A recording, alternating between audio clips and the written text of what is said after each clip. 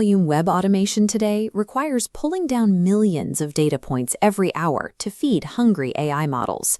But to do that, developers typically spin up Chromium instances on their servers. Chromium was built for human eyeballs.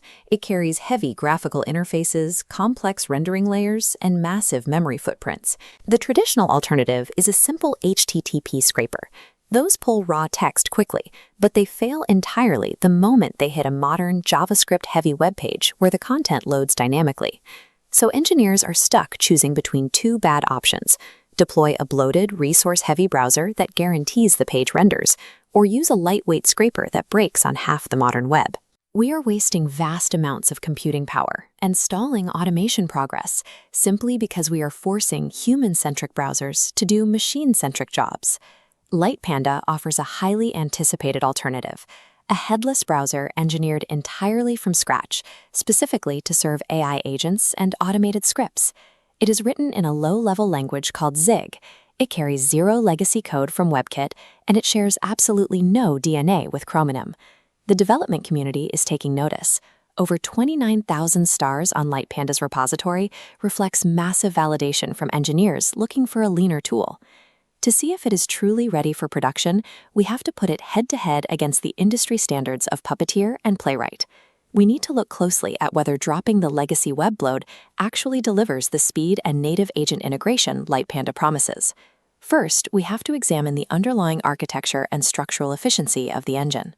This animated diagram illustrates the difference. A multi-process tree represents Chrome's heavy process isolation, while Lightpanda's thread per connection routes data directly.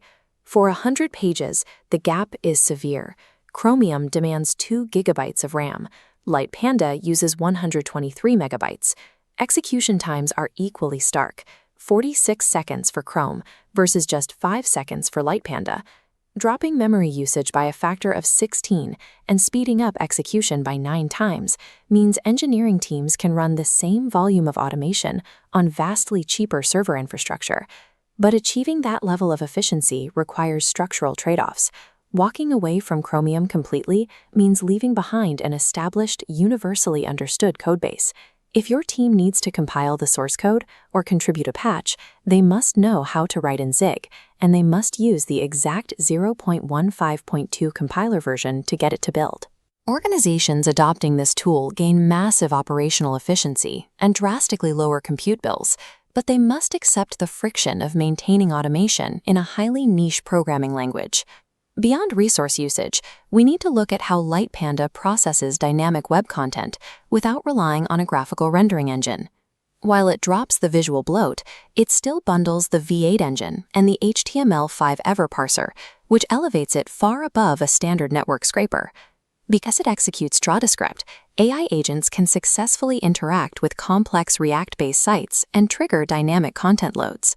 This node network maps how Lightpanda streamlines AI interactions. The LLM connects directly to the DOM structure via an integrated model context protocol bridge, bypassing traditional translation layers. Integrating MCP directly into the core turns the browser into a plug-and-play tool. An AI model like Anthropic's Claude can read a web page, extract data, and command clicks directly via standard input. It also maintains backward compatibility. Lightpanda listens on standard port 9222, meaning you can point your existing Puppeteer scripts at it and they will still run. However, this machine-first, beta-stage architecture creates critical blind spots. Lightpanda does not yet support the hundreds of complex web APIs that legacy browsers do. If your script hits an obscure or highly intricate website, the engine might return a broken structure or simply crash. When those crashes happen, developers face an absolute lack of visual debugging. You cannot simply disable headless mode to watch the script execute on your screen. This leaves you with a tool that communicates flawlessly with AI models, but forces human engineers to operate entirely blind when an automation script inevitably fails. Lightpanda is not attempting to replace your daily driver browser. It is a highly specialized engine built strictly for machines. So who should actually drop Chromium and adopt it today? AI engineers building autonomous agents will gain a massive edge. The native MCP integration removes the friction of translating DOM structures for large language models. Data engineers running high-volume scraping pipelines will also see an immediate return on investment by cutting their compute and memory costs down to a fraction of standard levels.